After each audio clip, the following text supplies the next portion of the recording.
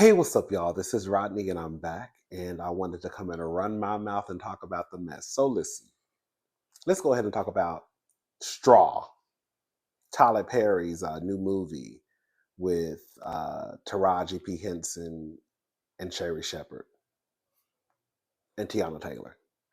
So, I've been basically sick the last few days, and I saw the trailer when this movie came out. And I'm going to be honest, when I saw the trailer, I was like, oh, this doesn't look too bad because Tyler Perry had come out and was basically bragging about him being able to shoot the entire movie in 4 days. And so when I saw the trailer, I was like, oh, okay, this doesn't actually look that bad. I used to be a very big Tyler Perry fan, really a fan of Medea. And then I kind of got off the train after a while because I was like, oh, you know. But I stick my head in every now and again when it comes to a Tyler Perry production. The last time was the movie he had with Megan Good and Tia's ex-husband. Corey, that's his name, right? I think it was a movie about divorce in black or black and divorce. Well, I forgot all about this movie even though I had saw the trailer. Um, until I got online and I saw a lot of hoopla about Taraji's performance, and a lot of people were praising Sherry Shepherd. And I have to say, I did watch it, but Sherry Shepherd actually did a great job. I wasn't surprised by Taraji because Taraji is a great actress, but I was kind of pleasantly surprised with Sherry Shepherd's performance. But anyways, so I saw people talking about the movie, and because I really didn't have anything else to do, and because I couldn't really breathe, all I could do was sit over here with some tissue and one. That's the only way I could breathe. I have to stuff one of my nostrils with toilet tissue, baby, and then I could breathe. But the toilet tissue leaves, I can't breathe. It's the weirdest thing. So, anyways, I watched the movie, and it indeed was a Tyler Perry production. Tyler Perry has heard the comments of what people have to say about the movie. Let me go ahead and play what Tyler Perry said, and then I'm going to go and I'll continue with my commentary. I say nothing to those people who think that my films focus on the struggle of black women because they're right. It does. I'm in doing this. Let me tell you something. If I get an opportunity to put a black woman on screen for people to see them in love, in happy, in joy, in pain, in struggle, what I'm doing is a service to all people so that people will know that black women are not just strong and one thing. They are all things and they go through all of these different things. So to have an opportunity to be able to paint all of these pictures and all sides of it is something that I'm paying homage to my mother, to my aunt, to my sisters and friends and cousins and the things that they all went through. So that's what I would say to that. And Baby TP don't care. He said, I don't care what y'all say. You know what's so crazy, y'all? This is the thing. I reviewed this show called And Just Like That. And it's a spinoff from Sex and the City. You know, the Sarah Jessica Parker show. Well, in the spinoff, Nicole Ari Parker, she plays a character. I think her character's name is Lisa. Lisa is married to a black man. They have black kids. Um, you know, they are well-to-do folk. Got a little bit of, shank-a-lang-a-lang. They got a little bit of coin, right? They got access to the money. Okay. Um, I was saying in my review after episode 1, I said, you know what? I don't know how this is going to sound, but I'm just happy that we finally get to see black people on TV who got something and they're not struggling and they don't have problems, and they don't feel like the weight of the world is on their shoulders, right? They go through issues. They have issues, but every day is just not this, oh my God, all my life I had to fight. There are people out in the world, and I hope to be one of those people one day, where they just don't have any issues. And the issues that they have are so trivial where it doesn't even bother them. I think Lisa had a miscarriage like last season or the season before last. And I think she probably had some tension with her mother-in-law. I can't remember. But other than that, Lisa and her husband, what is her husband? I can't remember her husband's name on the show. Girl, they ain't got no issues. Girl, they rich, they black. Girl, they kids go to private school, right?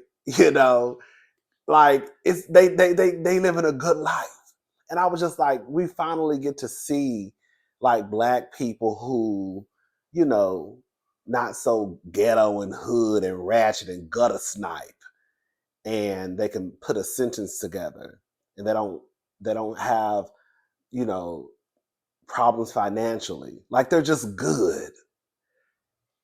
And so for me to go from there to watching a Tyler Perry production, I was like, girl, I was just talking about this probably a week ago.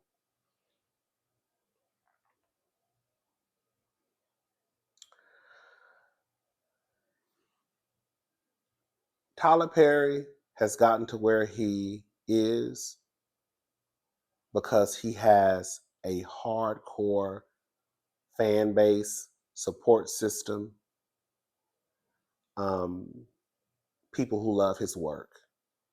The man is self made, he is a billionaire. Tyler Perry is not changing up the way he presents his work anytime soon. I think one of the problems when it comes to Tyler Perry, I'll say this, is I think that I think sometimes the things start to collide where Tyler Perry will say, I have made more black millionaires than any studio in Hollywood, right? So we salute, hooray, hooray, hurrah, hurrah, clap, clap, right, for that, because that's amazing. Tyler Perry does amazing things for people. So I think that when people start to critique his work, they are blinded by the things that they feel outweigh his work. You want to complain about his movie, but he's also making black millionaires. You see what I'm saying?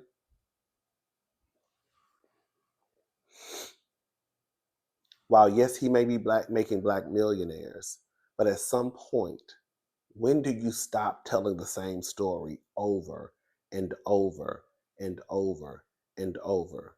As soon, even though I already had an idea, or at least I should have known what the movie was going to be about from the trailer, as soon as the movie started, I was like, okay, girl. So she in the hood, she ain't got no money, right?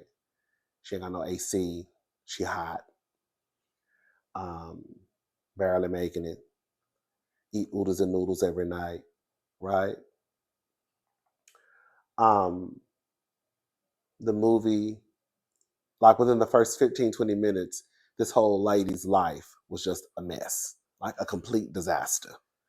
Like a complete disaster. Girl, she done got evicted. She done shot somebody. Girl, um, girl, she ain't got no access to the $47 in her checking account. Girl, it was a lot. It was a lot. And the thing that gets me with Tyler Perry is even if Tyler Perry knew someone like this from way, way back in the day, even if Tyler Perry has someone in his family that lived like this, the fact of the matter is, and I don't give a damn what Tyler Perry said, nobody else say, Tyler Perry don't know nobody who lived like that in 2025. Tyler Perry hanging around the girls like Oprah and Gail and all the other rich girls and boys in Hollywood. So at some point, it's like, when does Tyler start to tell the other side?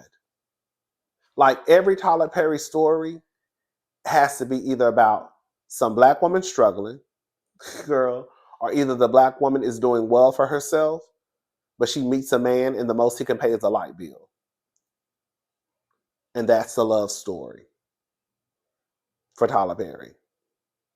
Like I don't think I can ever recall, and there may be one or two out there.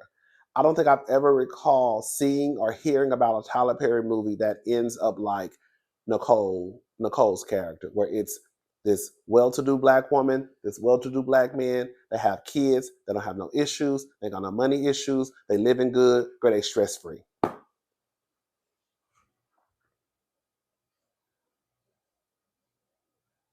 I saw people online. While yes, I'm not going to lie, there were moments in the movie where I was like, "Oh my god, this is so sad," right? But girl, in reality, girl, that movie that Tyler Perry just produced, girl, that was a horror film as far as I'm concerned. Yes, I said a horror film. What nothing about what happened to Janika, whatever Taraji's character's name was in the movie. Girl, that lady went through hell, girl, below hell, and bitch, girl, what's ever below below that. I saw some people like, oh, this movie just showed how people can come together. Oh, this movie showed how people can rally around. Oh, this movie showed that, when people see what you're going through. Like, no. Girl, the movie literally showed this black woman struggling, struggling to the point of no return. Her child ended up dying. She ended up unaliving someone, her boss. End up robbing a bank. She was really just trying to get her check cash, but she pulled a gun out so they thought she was robbing the bank. Okay? Robbing the bank. And then she ended up going to prison. Fuck. You're like, she's going to jail. Y'all know she shot her boss. She's going to jail. And she held up a bank. No matter what her intentions were or what.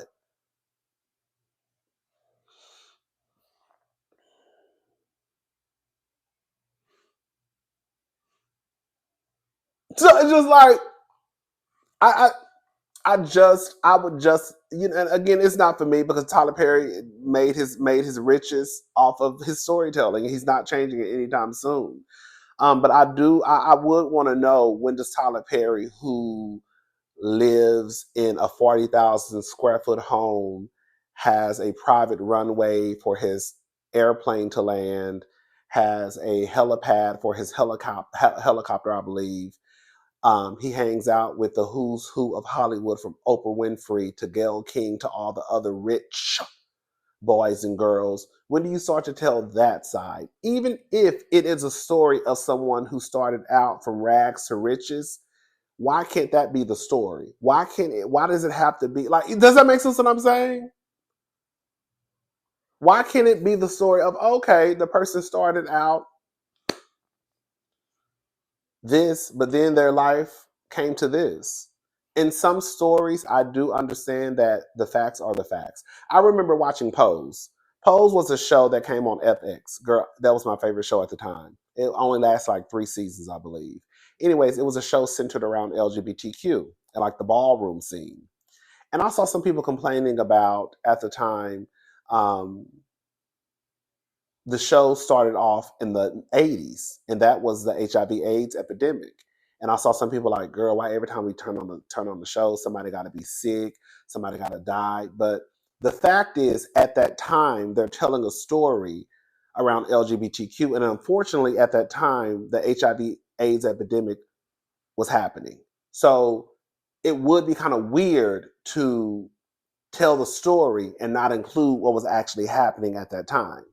Now, if they tried to pull that shit and create that same story in 2025, it would be some bullshit, because even though the girls and boys were dropping like flies in the 80s, they're not dropping like flies in 2025. You see what I'm saying? So at some point, the story gonna have to change. Girl, the story can't always be based off of, oh, your childhood and this is what happened, because Tyler Perry, you don't live in your childhood no more. You live in a big ass 40,000 square foot home. Bitch, you're best friends with Oprah. You see what I'm saying? So when do you tell that story? That's all I'm saying. I get the story is going to be told. Sometimes the story can make people uncomfortable. I do believe 1,000,000% that there are people out there who live just like that lady was living in the movie Straw, Taraji's character. I can't remember her name. There are people out there who live like that to this current day in the United States of America. And it's very, very sad. With that being said, again, when does Tyler get to the point where he tells us the other side of the story? Every story cannot be this. It's almost like this. Like every time I like, it's girl, you're gonna be sad. You're like, girl, If it's not a movie that includes Medea, who is going to be the comic relief, the comedic relief in the movie, if it's like a movie outside of anything of Medea, you're probably going to be traumatized after you watched it. Or you're going to be like, girl, what the fuck? Like I said, girl, that movie Straw was a horror film as far as I'm concerned. And I don't care what nobody got to say about it. Tyler can keep doing what he's going to do with his movies. That's completely fine. He has his audience. He's not changing it. But at some point, I have to ask, like, oh, God, I'm gonna go.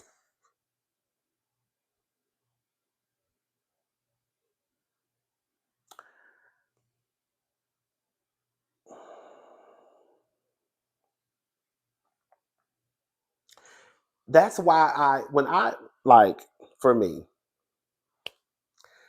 I have a shirt that I sell on Teespring, and it's feeling like a rich black man and feeling like a rich black woman. So there's this thing, right? Because white women are always put on like a pedestal. And so some people took it as though like we were like downing black women or other, races of women. That's not what it was. So you would hear people say, "Oh, girl, I feel like a rich white woman." It's not to down black women, but it's just one of those things where people felt like at a time will probably still feel that way. Like white women were put on a pedestal. When white women go into like a store, they're treated a certain way in comparison to like a black woman, right? Or a black man, or a black. You see what I'm saying? So that's why when you hear people say, "Oh, I felt like a rich white woman when I went to the store today. They did X, Y, and Z, girl." So I was like, I'm gonna start. I want to change it up, and we're gonna feel like a rich black woman. That's really where the idea came in my head about feeling like a rich black woman. Because I was like, we always say feeling like a rich white woman. No, we're going to start feeling like a rich black man. And we're going to start feeling like a rich black woman. You see what I'm saying? I just feel like at some point, I'm not this person who's just so caught up into like, oh, the power of the tongue. But I kind of am, but I'm kind of not. But I just feel like at some point, girl, we have to try to change the narrative, if that makes sense. Girl, I feel like a rich black man. I feel like a rich black woman. Okay? Does that make sense what I'm saying? So it's like at some point, when does Tyler Perry say, I understand that this was probably the story of my aunt, my grandmother, my mother, but now this is a story I want to tell because this is where I'm at in my life. I want to tell the story of the Tyler Perrys. I want to tell the story of the Oprah Winfreys. You see what I'm saying? Oprah had a horrible childhood, but Oprah don't live there no more though. That's the point.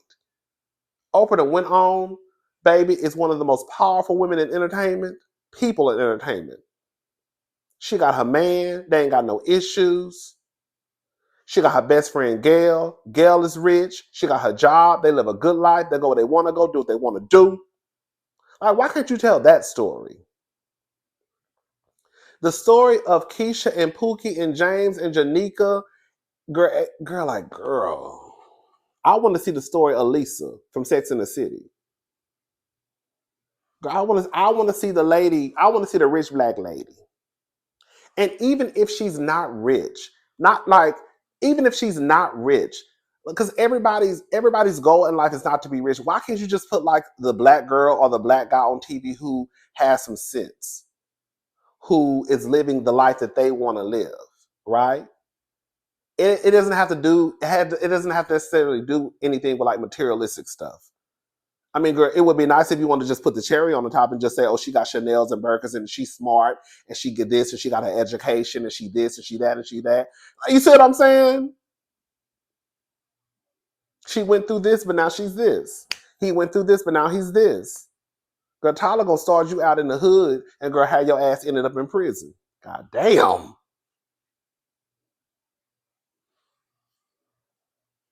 That bitch shit was all on the corner. Daughter's medicine. Wait. Okay, so I gotta go to the grocery store. Her daughter's medicine was all out on the corner. When does the story change? When does the story change for Tyler Perry? Will it ever change? Probably not. Because this is how he's making his money. If it's broke, don't fix it. Should it change? I think it should. Girl, a couple of times. Even if you're writing a story about a bitch who went through some shit, she can't come out on the other side.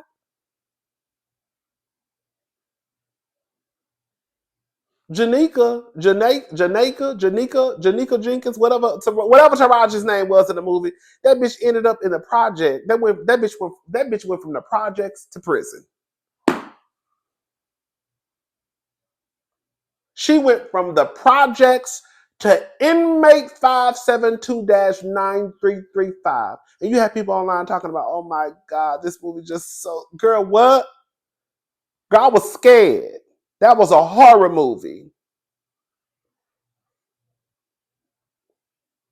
Girl, as far as I'm concerned, girl, that was Sinners Part 2. Okay? I ain't even seen Sinners Part 1.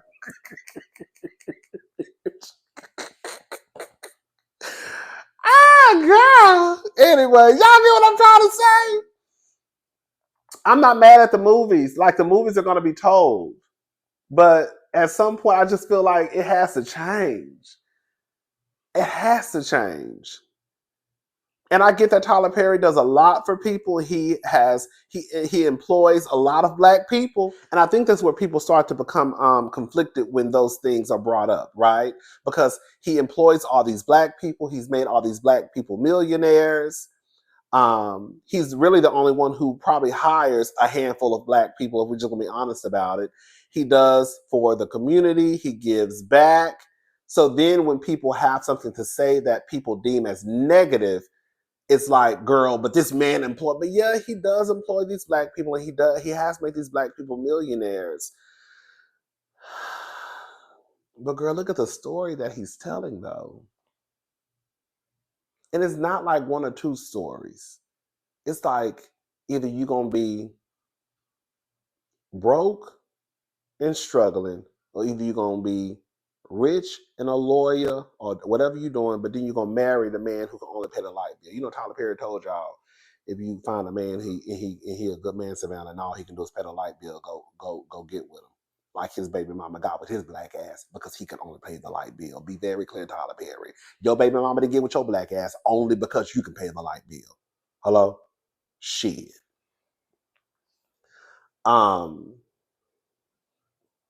So yeah, that's all I really have to say. Yeah. Y'all let me know what y'all think.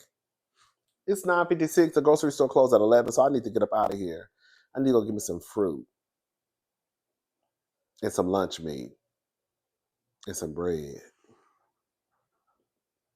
Oh, girl, I've been trying to lose weight. I have a sweet tooth. I have been eating like a Kit Kat every day, sometimes two. Great, they're saying. It's crazy. I go through these spells with sweets, right? Like, I'll go through this chocolate spell where I just want chocolate, chocolate, chocolate, chocolate, chocolate, and then I'm done. But it's like once it kicks in, like I cannot let it go. And like it kicked in, and I cannot let it go. And I'm trying my hardest. Oh, girl, I feel like a crackhead. I'm just never shaking this shit. Okay. Anyways, I'm gone. Y'all pray for me when I get to this grocery store. I don't get no Kit Kat, but I'm pretty sure I probably am gonna get one. So don't even worry about it. Don't waste your. You know what? Don't waste your prayer right now. Save it for another day because I'm gonna get that Kit Kat. Okay. Bye, y'all.